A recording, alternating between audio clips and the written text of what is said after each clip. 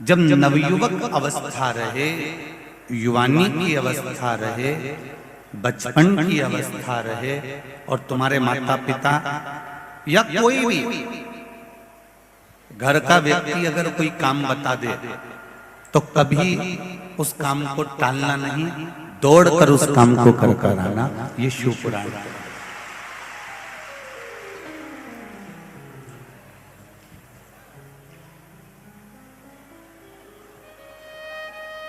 जब परिश्रम की उम्र में शंकर जी कह रहे हैं अपने पुत्र कार्तिकेय से, और जितने भी इस पावन पंडाल में जितने भी कार्तिक के बेटे हुए हैं, अर्थात नवयुवक बेटे बैठे हुए हैं, अशोक सुंदरी अर्थात बेटियां बैठी हुई हैं, जया विषहरा शामली बारी दौतली मेरी बेटियां बैठी हुई हैं, बच्चे बैठे हुए हैं, नवयुवक बहुएं बैठी हुई हैं, नवयुवक बेटे बैठे हुए हैं। वो इस बात का ध्यान रखना,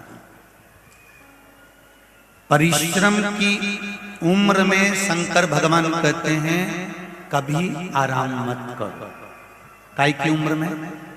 जम के बोलो जरा। परिश्रम की उम्र में, परिश्रम की उम्र में शिव कह रहे हैं कि कभी आराम मत करो। जो परिश्रम की उम्र में आराम करता है वो आराम करने की उम्र में भी परिश्रम करना पड़ता है। ये मेरे शिव कह रहे हैं, ये मेरे ओघड़दानी, ये मेरे शंकर, ये मेरे त्रिकालदर्शी, ये मेरे कैलाशी, मेरे अविनाशी, मेरे भोलेनाथ कह रहे हैं जब तुम्हारी परिश्रम की उम्र है, तुम नवयुवक बच्चे हो, नवयुवक बेटियां हो, छोटे छोटे बच्चे हो, अभी तक तुम्हारी परिश्रम की उम्र है, तुम खूब मेहनत करो।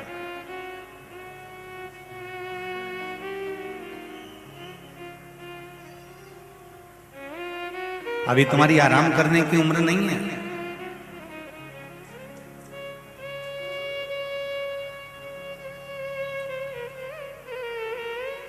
परिश्रम की उम्र में आराम मत करो। अगर आज नवयुवक बेटे बेटियां परिश्रम की उम्र में, काम की उम्र में, कर्म की उम्र में अगर आराम करेंगे, पलंग पर पड़े रहेंगे, अपना कमरा छोड़ के निकलेंगे नहीं, दिन भर मोबाइल चलाते रहेंगे या टीवी देखते रहेंगे या अपने कमरे से बाहर ही नहीं निकलेंगे, जो परिश्रम की उम्र में आराम करता रहता है, फिर उसको जब आराम की उम्र आती है, जब शरीर ढल जाता है, 60 साल के ऊपर की जब अवस्था आ जाती है, जब परिश्रम की उम्र में अगर आराम करा तो आराम की उम्र में भी दुकान पर दिन भर बैठकर अपना जीवन निकालना पड़ता है।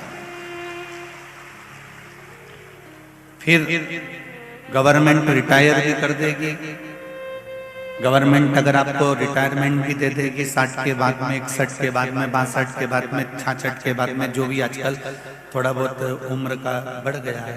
अगर मान लो गवर्नमेंट ने आपको रिटायर भी कर दिया, उसके बाद भी किसी व्यक्ति को देखना कि वो घर में फ्री नहीं बैठता, वो क्या करता है, कहीं दूसरी जगह जॉब कर लेता है, दूसरी जगह काम कर लेता है। क्यों? क्योंकि उसको मालूम है मेरे घर में मेरी बेटियां बड़ी बैठी हैं, मेरे बच्चे बैठे हैं, मेरी पत्नी है, पूरे घर का मुझे भरण पोषण करना है। क्यों? जो परिश्रम की उम्र में आराम करते हैं उनको आराम की उम्र में परिश्रम करना ही पड़ता है, ये निश्चित है।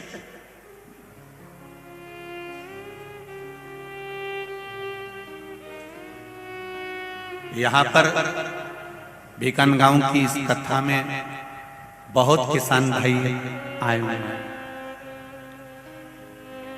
किसानी जमीन में फसल बोना और फसल लेना, ये मेरे किसान भाइयों का कर्म है। ये इनको केवल किसान नहीं कहते, इनको मेरे शंकर भगवान ने अन्नदाता बनाकर भेजा है मृत्यु लोक। ये केवल किसान नहीं है,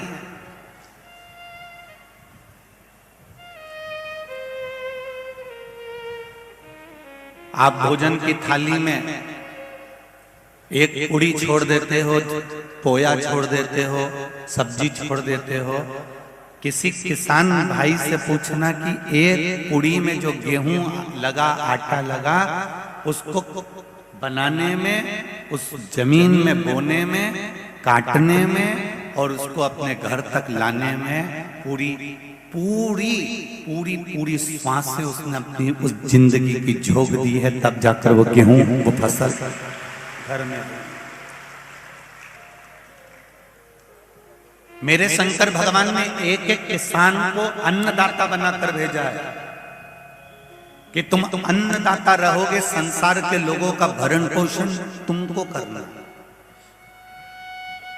हम कई बार कहते हैं शंकर भगवान का अगर कहीं दर्शन नहीं हो तो किसी किसान भाई का दर्शन कर लेना, वो भी शंकर का ही अवतार होगा, क्योंकि वो अन्न हमको दे रहा है, अन्न दे रहा है।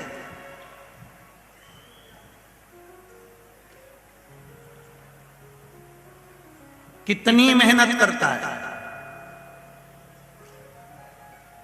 परिश्रम की उम्र है, किसान आराम नहीं करता। जरा ध्यान देना, अभी तो गेहूं की फसल, चने की फसल बोई जाएगी और किसान भाई रात भर तुमको ठंड लगेगी और वो पानी फेर रहा होगा पूरी जमीन पर, पानी दे पूरी जमीन पर।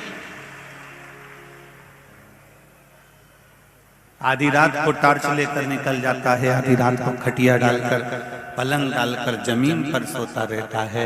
लाइट आएगी, मैं पानी दूंगा, फिर सुबह लाइट चली जाएगी, तब उसको घर का दूसरा काम भी करना है।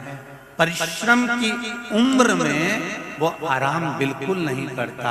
इसलिए जब किसान भाई का आराम करने का जब समय आता है तो तुम देखना, एक नौकरी करने वाला व्यक्ति दूसरी नौकरी ढूंढ लेता है रिटायरमेंट होने के बाद, रिटायर होने के बाद। पर किसान भाई कभी रिटायर नहीं होता, वो आराम की उम्र में भी विश्राम करता है, उसको श्रम नहीं करना पड़ता।